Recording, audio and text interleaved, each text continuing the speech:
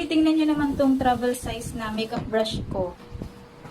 6 na piraso yan, pero kulang na siya. And kung makikita nyo, putok-putok na yung handle niya. Kasi since 2014 pa to mga mamshi ko. 2013 or 2014, sobrang tagal na sa akin. Napaka-handy lang niya, kasi flat lang siya. So, binenta lang to sa akin dati. Kaya super happy ako, mamshi ko, na dumating itong brush set na to. And this is from Personal Care Store. So, buksan na natin to. Sobrang cute niya, mamshi, diba? Meron palang ganito kaliit na brush set talaga.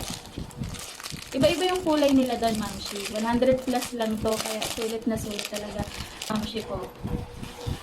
Kung ilang piraso yung laman niya. Sobrang cute talaga. Ang cute. Malaki pa yung mukha ko dito. So, buksan muna natin itong pinakamalaking brush.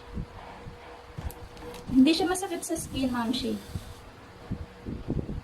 Diba? Ang cute-cute.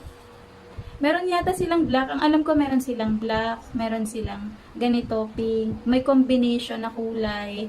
Hindi lang ko ganun ka-sure. Pero ang pinaka-sure ako na kulay na meron sila, pink at black. Kaya sa mga mahilig sa pink dyan, mamshi. Ayan, check out nyo na to. Bibilangan ko ngayon para makita ninyo. 1, 2, 3, 4, 5, 6, 7, 8, 9, 10. Diba? 10 pieces na meron pang pouch na ganito. Parang kahit sa bulsa nyo, kasyang-kasya to. Kaya talagang ang ganda ng, maganda talagang meron ka nito kung talagang mahilig kang mag-makeup. Sa mga makeup